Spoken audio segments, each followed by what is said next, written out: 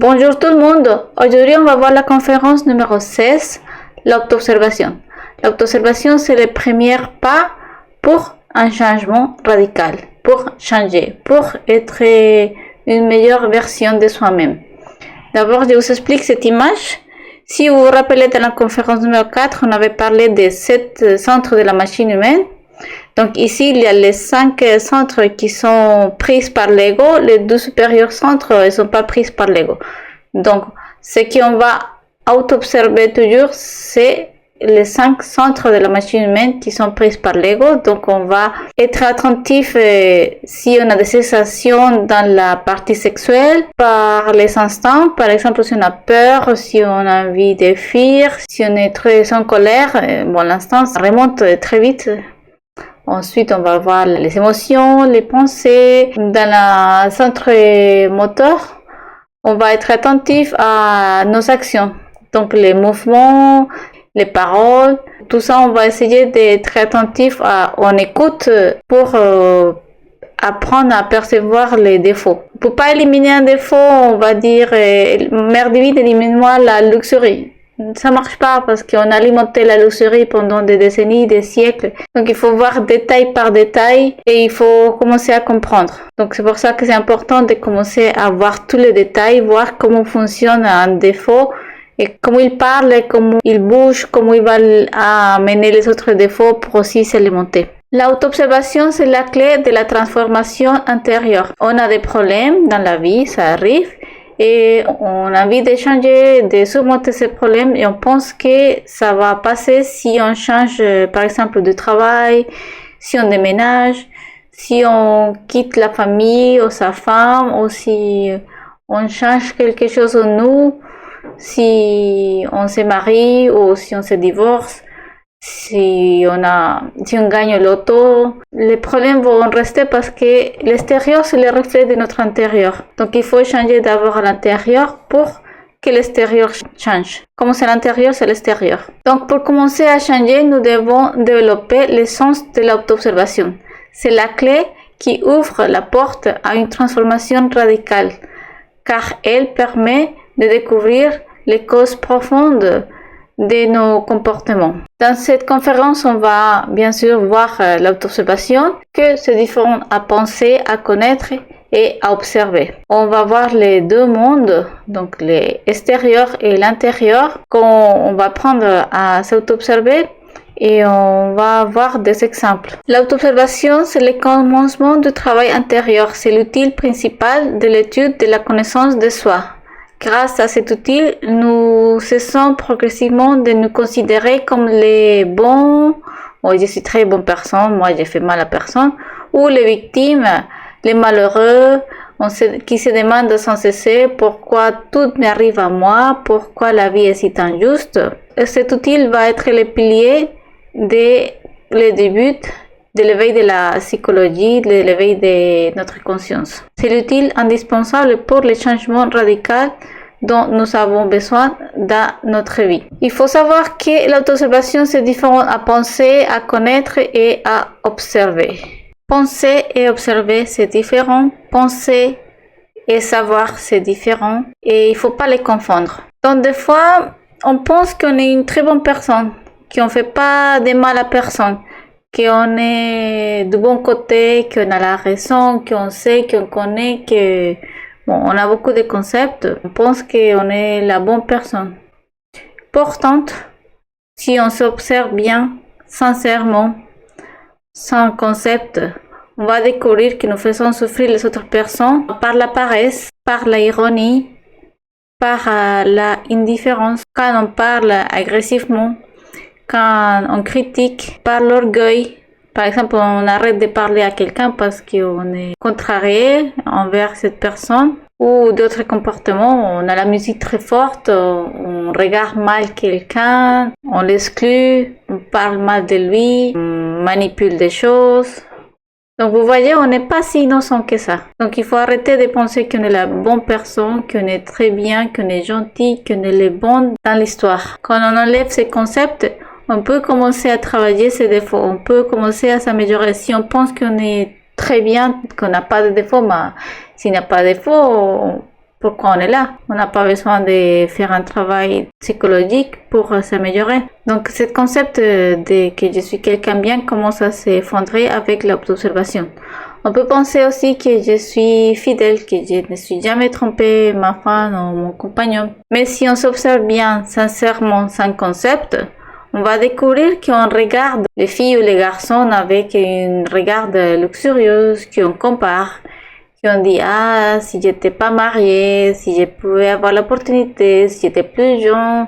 On va commencer à jouer avec un peu d'envie de séduire l'autre personne, trouver la limite, si on est encore séduisant pour l'autre personne, ou pour manipuler et obtenir de l'aide ou le soutien de quelqu'un. Donc, on entretient des fantasmes, on a une imagination luxurieuse envers quelqu'un et on se rend compte là que on n'est pas fidèle, on n'est pas si bonne personne, on n'est pas si bon compagnon. Alors l'autobservation détruit cette image idéalisée que nous avons de nous-mêmes. On peut penser tout le contraire, que je suis un incapable, un perdant, que je ne veux rien. Donc il faut pas aller dans aucun côté de la balance, pas de côté que je ne sers à rien, pas de côté que je suis parfait. On est au milieu et on s'observe sans concept. Il faut apprendre à nous observer sans aucun concept préalable. Comme ça, on va se détacher aussi des concepts de défauts. Des fois, on dit non, je suis colérique et on est attaché à ce concept. Et c'est plus difficile de l'éliminer si on est attaché. Le pire des erreurs est de croire que ce que dit le mental est la réalité. Ou encore, que ce que pense le mental, c'est nous. Dans les images, à gauche, là, il y a quelqu'un qui joue la musique, qui pense qu'il joue très bien, mais le public derrière en train de se boucher les oreilles parce qu'il supporte. Et en bas, il y a quelqu'un qui pense qu'il est très bonne personne, mais dans le miroir, il y a tous les défauts qui vont le revenir en face, mais comme il se regarde pas, il se rend pas compte tous les défauts qu'il a. Donc, il faut apprendre à s'auto-observer sans aucun concept préalable, à nous regarder comme si nous rencontrions un inconnu pour la première fois. Alors seulement nous pouvons découvrir notre véritable état psychologique. Nous allons constater peut-être que nous sommes égoïstes, calculateurs, infidèles, que nous cherchons toujours notre propre intérêt, entretenant des pensées de haine, de vengeance, ou si on regarde un voleur et on le souhaite la mort, ou quelque chose bien glauque. On va voir là, ça dit qu'on découvre en nous des défauts. Il faut commencer à les éliminer. On va éliminer les défauts négatifs, les pensées négatives et aussi les positifs. Il faut voir la réalité. Pour cela, il faut éliminer tous les concepts. Donc, le mental crée des concepts de la réalité ou de nous-mêmes. Le mental crée des concepts de la réalité ou de nous-mêmes. Mais un concept n'est pas la réalité. Dans notre état psychologique actuel, nous ne sommes pas capables de percevoir la réalité telle qu'elle est car notre perception est déformée par nos défauts psychologiques. Lorsque nous nous croyons très intelligents, très bons, très capables ou le contraire, inutiles, incapables et sans valeur, c'est des perceptions qui sont fausses. Ce sont des concepts créés par le mental et on doit éliminer les deux, les bons et les mauvais. Lorsque nous jugeons une autre personne en disant à sa place je ne me serais pas trompé, j'aurais fait comme ça, je suis mieux, nous ne faisons que nourrir une illusion sur nous-mêmes. L'autobservation détruit progressivement tout ce faux concept de supériorité ou de dévalorisation de nous-mêmes. Plus on se connaît, moins on va juger les autres, on va être plus humble et on va être moins critique envers les autres personnes. N'importe qui peut réfléchir, penser sur lui-même autant qu'il le souhaite, mais cela ne signifie pas qu'il observe réellement la réalité, la vérité. Si on se croit une très bonne personne, si on se croit parfait, on peut pas progresser. Se croire une bonne personne empêche de voir les défauts parce que si on est bonne personne, il n'y a rien à voir. Croire qu'on n'a rien à améliorer, c'est le premier obstacle à la transformation intérieure. Celui qui se croit vertueux ne cherche plus à se transformer. Il faut arrêter les mentales et commencer à éliminer chaque défaut et comme ça on va voir la réalité. Connaître et observer sont des choses très différentes. Connaître et observer, c'est différent. Je peux savoir que je suis assise sur une chaise, mais ignorer complètement les détails de la chaise sur laquelle je suis assise. Sa couleur, sa forme, son état, la matière. Parce que je n'observe pas, en général, on est très endormi, on n'observe rien, on ne se rend pas compte de rien. On peut penser qu'on connaît son voisin, on l'a vu, mais combien de fois on a parlé avec lui? 3 fois? 5 fois? La connaissance des autres, c'est souvent partielle, très limitée ou très superficielle. Connaître nous donne une certaine sensation de sécurité. Nous croyons connaître une personne alors que nous ne connaissons qu'une petite partie de sa réalité. La observation, au contraire, enrichit cette connaissance continuellement. Je peux connaître que je suis de mauvaise humeur, mais je ne connais pas pourquoi, quelles émotions, quelles pensées, quand est-ce que ça a commencé, les instants que ça me fait sentir, les réactions, les conséquences, comment est-ce que je vais réagir à cette mauvaise humeur. Je vais me laisser toujours manipuler par les défauts car je ne les connais pas, je ne sais pas comment ils fonctionnent et je ne fais pas l'effort parce que pour se connaître, c'est auto-observer, il faut faire un effort.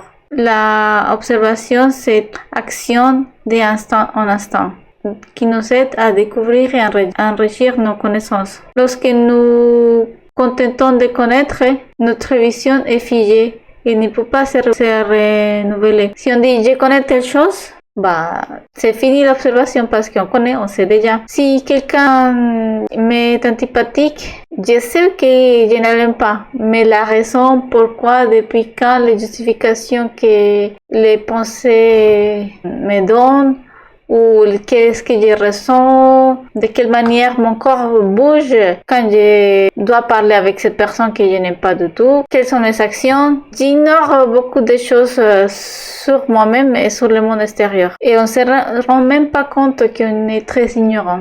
Connaître consiste à croire qu'on sait, ça va alimenter nos concepts, et observer consiste à découvrir ce qui est réellement. Nous croyons connaître une personne alors que nous ne connaissons qu'une petite partie de sa réalité.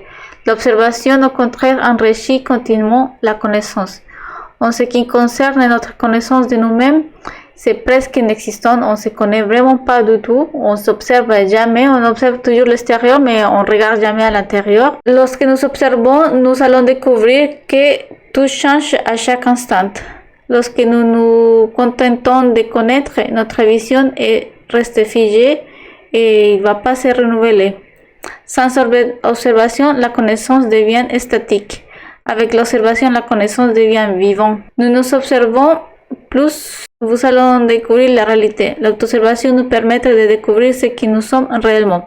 C'est le premier pas pour la compréhension de soi-même et pour la transformation intérieure. La connaissance est passive. On dit qu'on connaît, c'est bon, c'est fini. Mais l'observation, c'est actif. On est toujours en train d'observer, d'être attentif. C'est un acte d'attention et il enrichit la connaissance. Par contre, connaître, c'est statique, passif, figé. Il demande peu d'effort.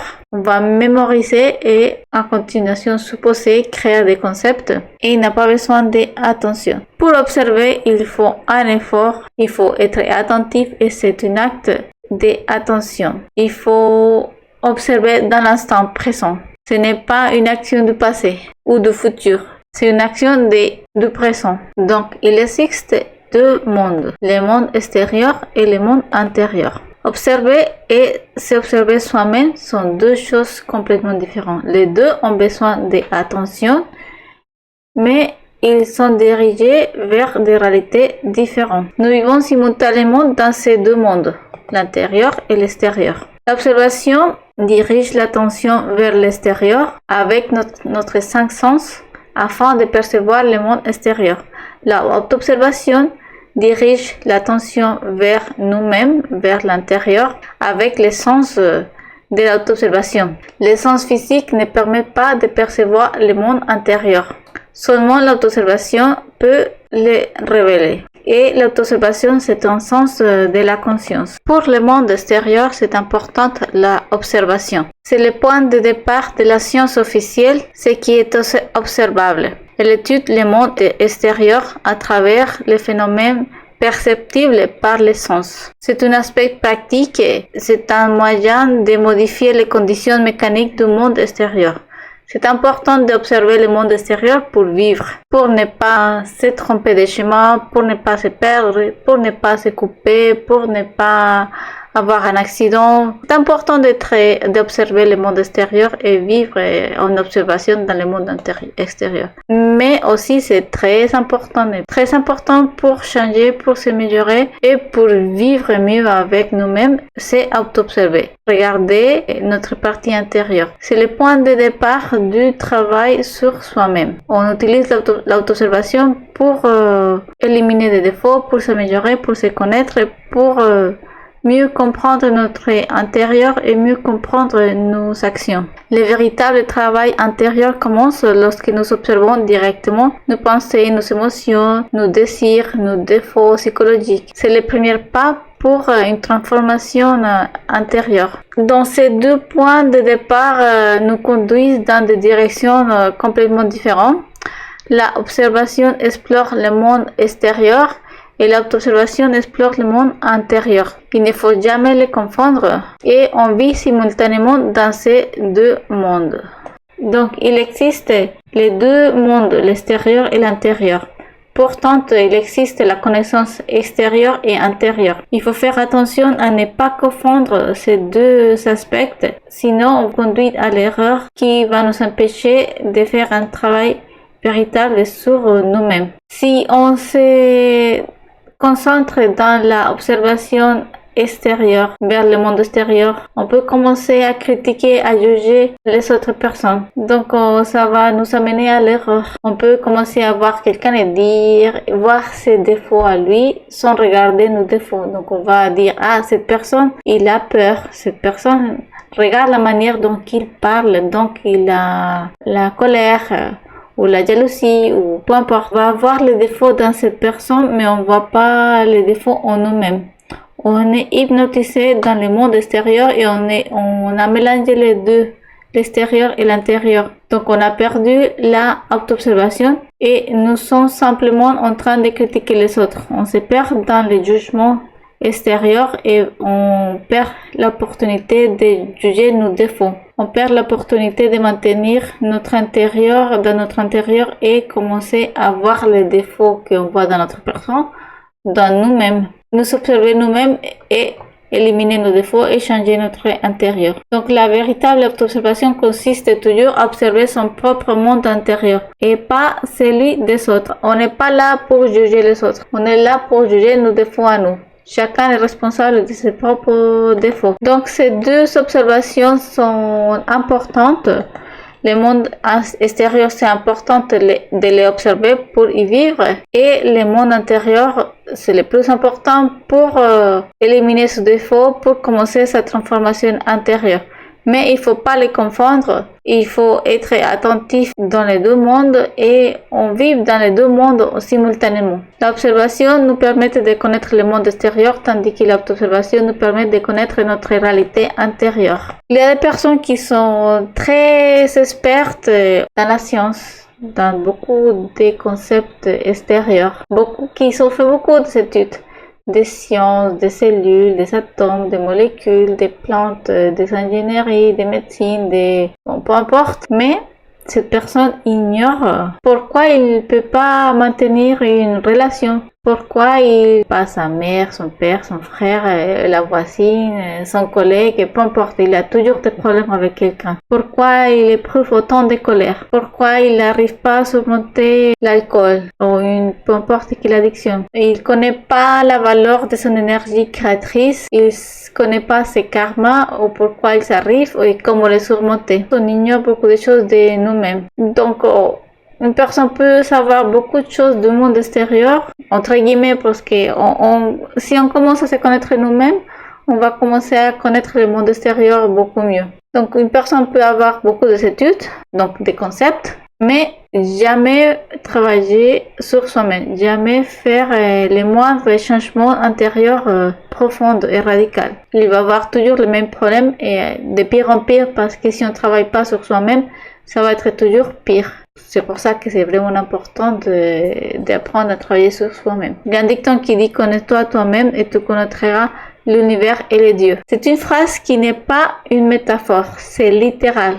Si on se connaît soi-même, on va connaître l'univers, ça veut dire on peut se dédoubler et visiter d'autres planètes. Et les dieux. Dans l'astral, on va connaître des maîtres qui vont nous aider dans notre travail spirituel. Donc c'est une phrase qui est littéraire. Vous allez voir si vous arrivez à vous dédoubler, vous pouvez voir des choses vraiment intéressantes. Vous allez connaître beaucoup de choses. Même on peut connaître des choses à l'avance, un peu à l'avance, que quelque chose va arriver. Donc c'est vraiment intéressant, c'est vraiment enrichissant et on apprend qu'on est très ignorant, qu'il y a beaucoup de choses à voir, que l'univers est vaste et qu'on est très ignorant. On commence à parler de l'auto-observation.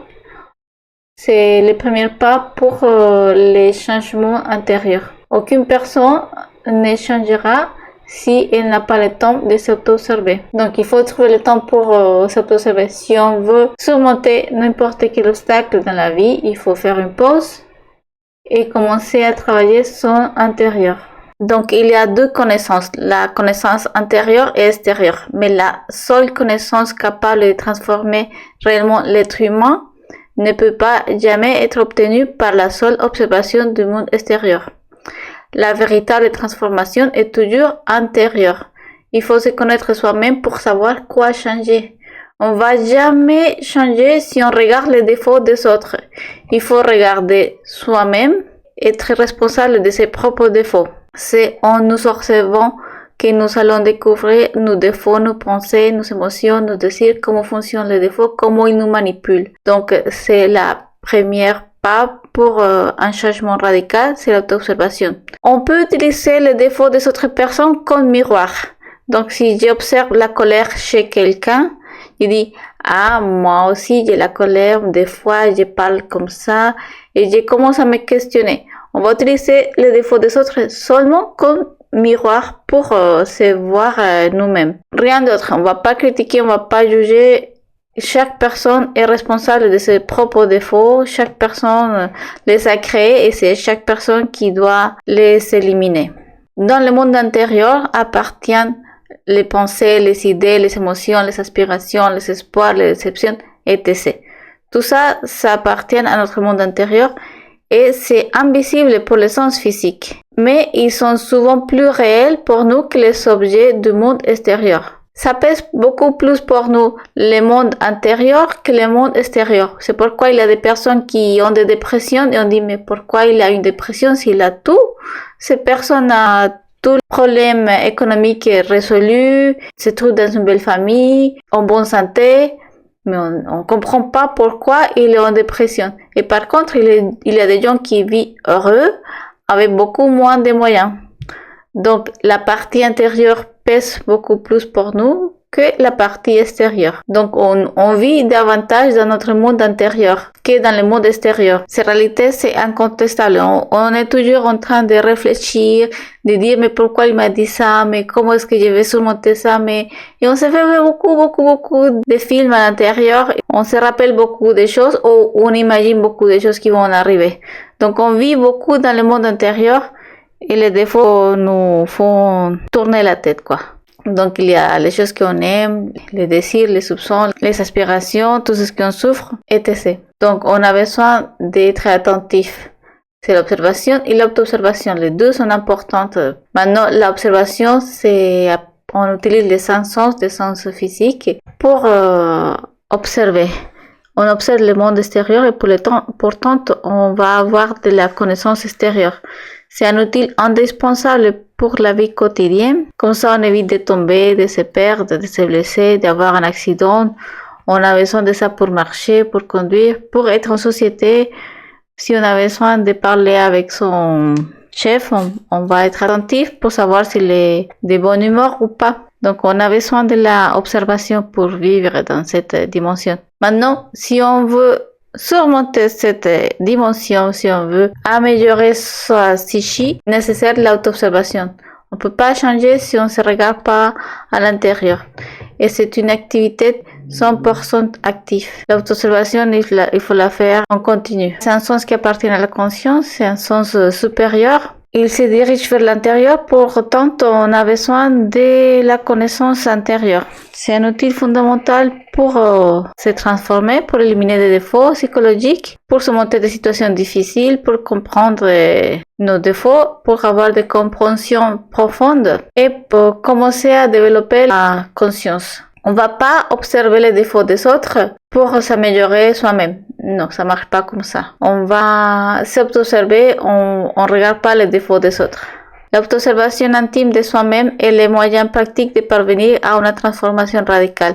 On peut pas changer si on ne sait pas qu'est-ce qu'il faut changer. Il faut observer, vérifier, voir les détails, chercher, être un inspecteur pour faire les croquis du défaut. Pour commencer, l'auto-observation, c'est un acte d'attention dynamique. On va se concentrer dans nos défauts. On va essayer de les observer. Qui va observer, c'est notre conscience, les 3% de notre conscience qui est supérieure et qui n'a pas été piégé par les défauts.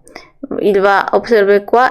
Les défauts, nos désirs, nos pensées, nos émotions, tout cela appartient à l'observer, que c'est notre ego. C'est 97% qui est notre conscience piégée. On va pas faire une observation mécanique, on va faire une auto-observation profonde avec une pause et avec l'intention d'observer, voir en détail et éliminer ces détails, de surmonter par exemple la colère, la jalousie, la luxurie. Et on va chercher les défauts même si on comprend pas au début. Petit à petit, avec conscience, on va révéler directement notre réalité intérieure. On va comprendre pourquoi, comment, et là, on va profiter pour éliminer un défaut. L'auto-observation dans le monde intérieur, c'est un acte positif et actif. Il faut être toujours à la recherche d'un défaut.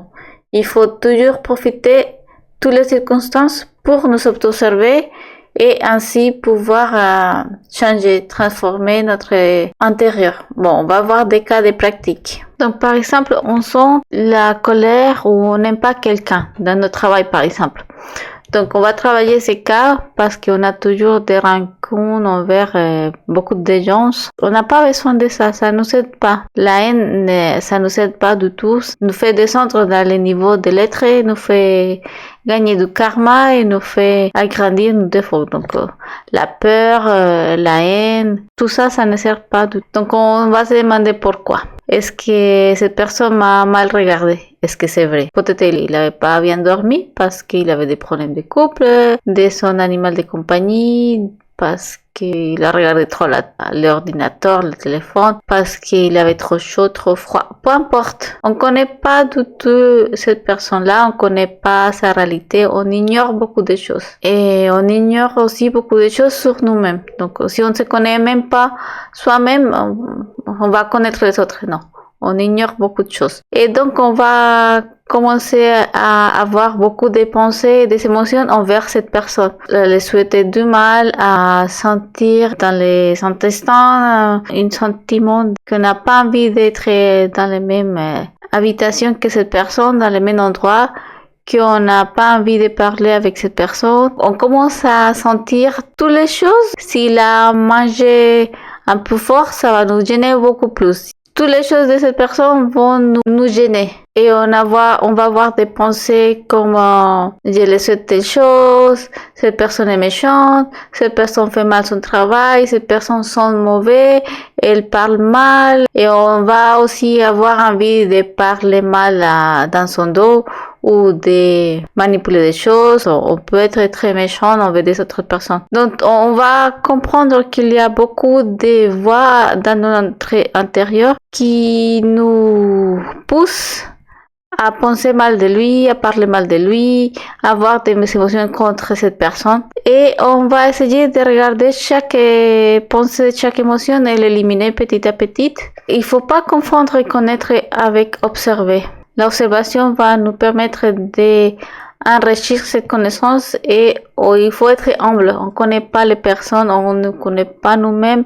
On ne connaît pas les circonstances des personnes et aussi on a des karmas à payer. Donc, on va être humble, on va se taire et bien vivre un karma. Donc, on va être conscient des sentiments qu'on a envers cette personne, être conscient des pensées. Si peut-être on a envie de la maltraiter, même si on n'a pas un défaut qui aime torturer, tuer, des choses comme ça, on l'a déjà alimenté parce que les pensées commencent à alimenter ce défaut. On pense qu'on est très bonne personne et là on se rend compte que non, qu'on a même des défauts vraiment forts, des émotions très très négatives qui vont nous mettre mal à l'aise. Donc on va abîmer notre esprit, notre psychologique avec ces défauts si forts. On n'a pas besoin de raconter ça à tout le monde. On va étudier dans notre intimité chaque défaut, l'éliminer petit à petit et commencer à être une personne plus humble sans critiquer ni juger les autres personnes. On va étudier les justifications, mais cette personne m'a regardé mal tel jour, il m'a dit ça, il a fait ça, on pardonne si nécessaire et on avance. Et une fois qu'on a fait tout ce travail-là, on va éliminer les défauts, mais aussi on va surmonter cette situation dans la vie. Donc pour tout ça, c'est important et indispensable de diriger l'attention à l'intérieur de nous avec l'intention de voir les détails, de les éliminer. Et on va en détail, Mère divine, élimine-moi cette colère. Mère divine, élimine-moi cette envie de cogner. Mère divine, élimine-moi cette envie de parler mal de cette personne. Mère divine, élimine-moi cette sensation dans le ventre que j'ai à chaque fois que je les vois. Mère divine, élimine-moi cette pensée de les faire du mal. Et on se pose aussi la question pourquoi. Des fois, on se sent la victime. Ah, le pauvre de moi, il m'a fait ça, il m'a dit ça, et on ne sait pas qu'on a des karmas à payer. Tout ce qui nous arrive, c'est méritoire. Donc, on n'est pas la victime, on n'est pas la bonne personne. Ce qu'on a, c'est méritoire. Il faut comprendre que les défauts nous font gagner du karma. Plus on alimente un défaut, plus il va être gros, plus les conséquences vont être gros. On paye du karma par nos paroles, nos actions et nos omissions. Par exemple, on arrête de les parler parce qu'on est fâché avec cette personne, on les fait sentir mal, exclus, on paye karma. On l'aide pas et la personne a besoin d'aide parce que bon, je n'aime pas cette personne, pourquoi est-ce que je vais l'aider? Qu'il aide quelqu'un d'autre, c'est son problème, paye karma. Vous êtes averti, on paye du karma ici. Donc on va faire un dédoublement psychologique entre observateur et observé. L'observateur, c'est notre conscience, les 3% libres de notre conscience, et l'observé, c'est les 97% de notre conscience piégée. Piégée par qui? Par les défauts. Un défaut, ça peut être très intelligent. Cette intelligence, on va la récupérer via la mort psychologique. On va découvrir dans notre psychique tous ces défauts. On va observer notre pensée, nos émotions, nos désirs et comprendre que chaque défaut a emprisonné une partie de notre conscience. On a besoin de se repentir d'avoir créé ces défauts, de les comprendre pour pouvoir les éliminer et ne pas répéter ces défauts. On est vraiment ignorant de notre intérieur, on ne se connaît pas du tout. Donc, on va étudier maintenant un cas de luxure. Par exemple, il y a un gars et une fille qui le touche son épaule. Et là, il commence à alimenter la luxure. Et la personne va penser, quelle beauté cette fille. Donc là, il y a un défaut voyeur qui aime les regarder les filles, peut-être les comparer, voir les seins, les fesses, la ceinture, dire non mais c'est plus joli, plus gros que tel que l'autre. Peut-être il me donne un chiffre à la fille, c'est un 10, un 8, un 9, peu importe. Une fois l'observateur voit ce défaut, il va l'éliminer.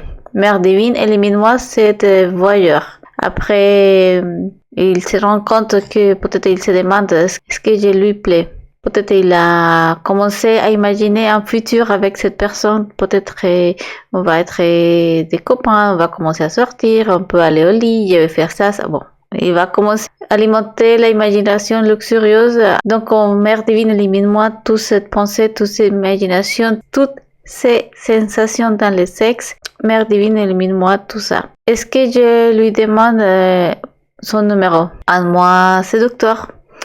Je vais lui demander son numéro et comment est-ce que je vais lui demander, comment est-ce que je vais lui parler. Je sais que j'ai des pectoraux, je vais lui montrer, je vais lui parler comme ça. Bon, tout ça, les moi séducteurs qui sait comment parler, comment bouger.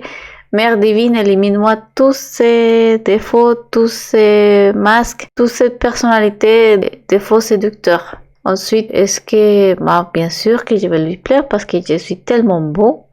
Je suis une grande partie. Moi, je suis vraiment un alpha top, quoi. Mère divine, élimine-moi cette vaniteux qui pense qu'il est très beau, qui est parfait, qui n'a pas de défauts, qui se croit les rois, quoi. Donc, à chaque fois qu'on élimine un défaut, si on les comprend, si on les surmonte, il y a la conscience qui va être libérée. De cette 97% piégés, ça va être libéré un petit pourcentage de conscience. Et c'est quoi la conscience? La conscience, c'est la sagesse qui garde ces défauts. Les défauts sont très intelligents, ils savent comment bouger, ils savent comment s'alimenter, ils savent comment nous manipuler. Donc on va récupérer cette intelligence pour la conscience et aussi l'amour. L'amour, c'est la capacité de faire, c'est les actions.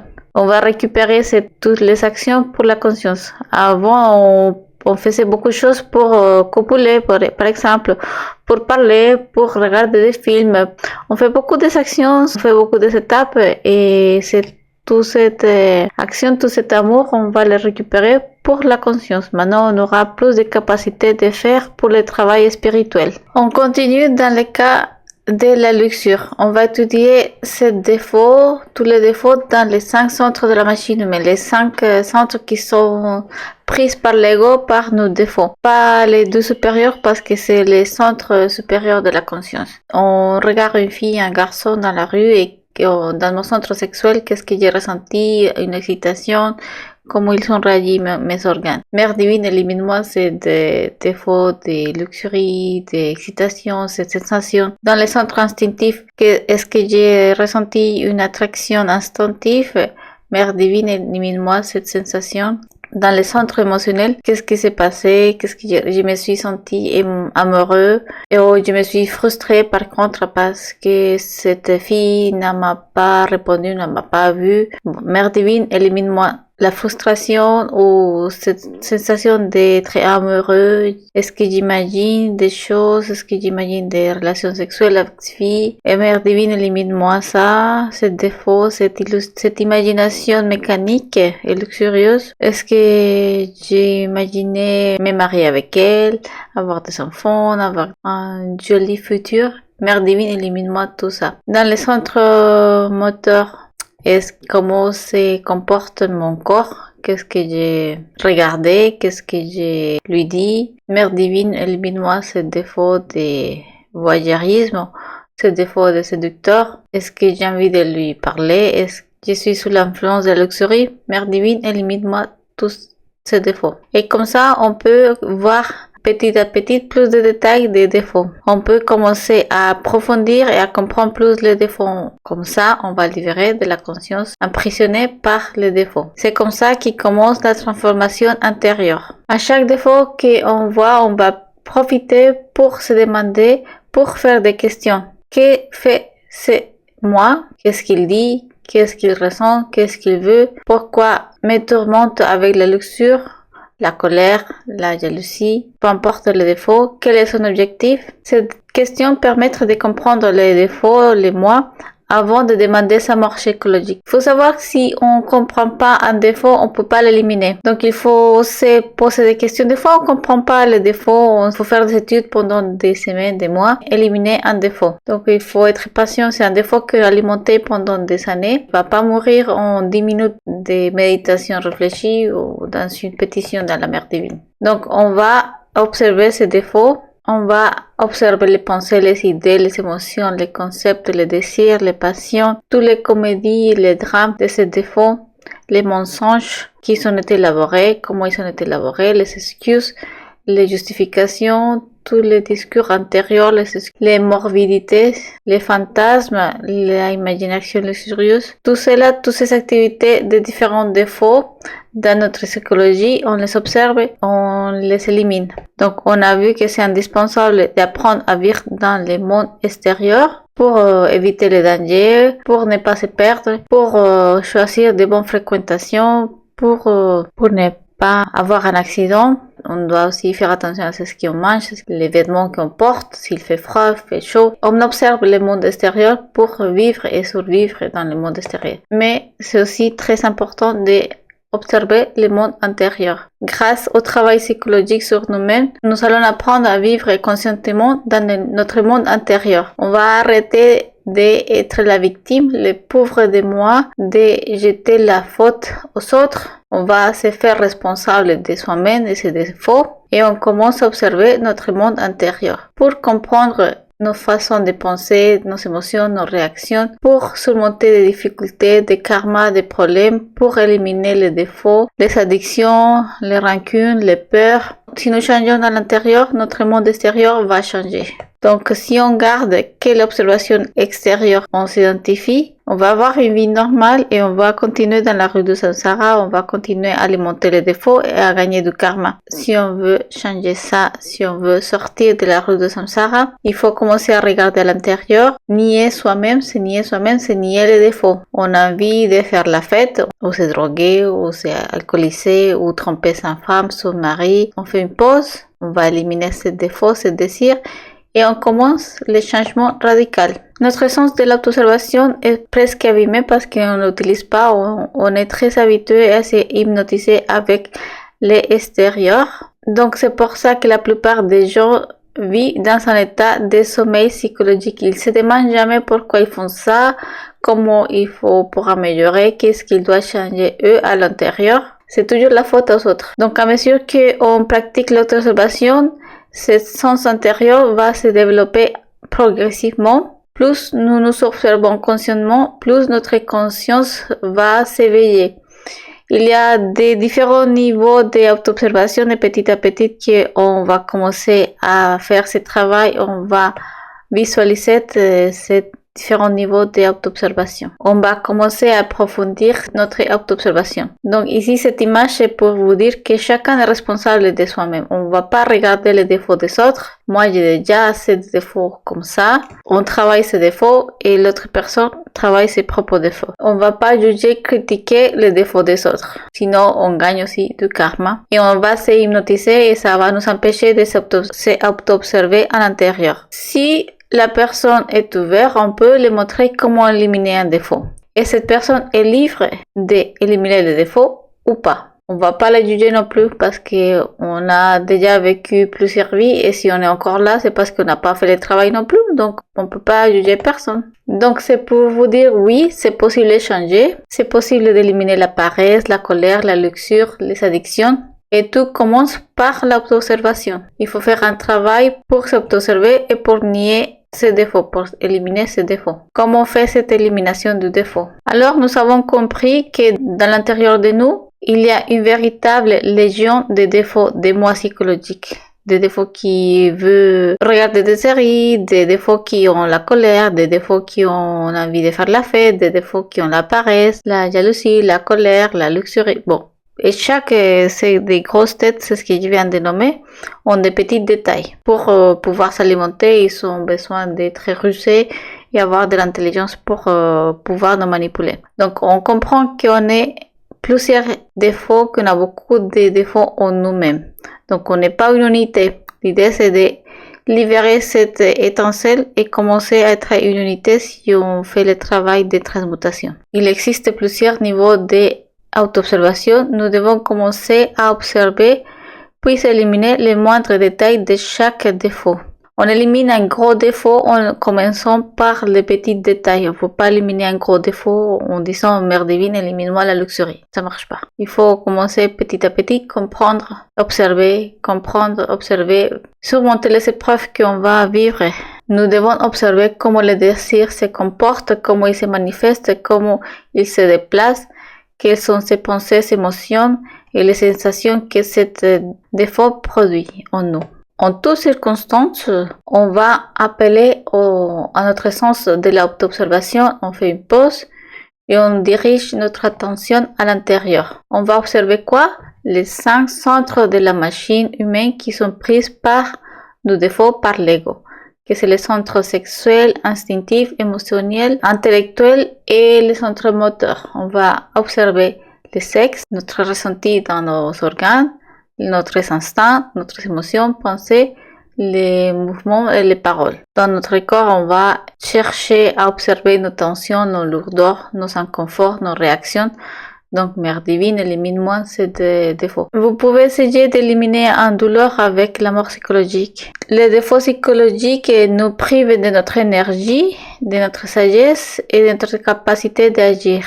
J'observe comment le défaut va se manifester à travers les différents centres de la machine humaine. Et une fois qu'on observe un défaut, on découvre un défaut, c'est pour ça la phrase veiller et prier. Une fois qu'on l'observe, qu'on le découvre, on prie à la Mère Divine, élimine-moi ce défaut, avec envie de changer et avec envie d'éliminer ce défaut. Ici, c'est la pratique de dédoublement psychologique. On se dédouble en observateur et en observer, on va observer les défauts, que c'est le premier pas pour l'éveil de la conscience. On fait une pause, on se questionne sur ce défaut, on s'identifie pas et on fait la demande, la pétition à la Mère Divine. Mère Divine, élimine-moi cette colère. Et comme ça, on commence à libérer la conscience qui est emprisonnée par les défauts. Cette phrase est importante si quelqu'un veut venir près de moi, qu'il renonce à lui-même et qu'il prenne sa croix et qu'il me suit. Renoncer à lui-même, c'est renoncer à ses défauts. C'est renoncer à ses envies, à ses désirs.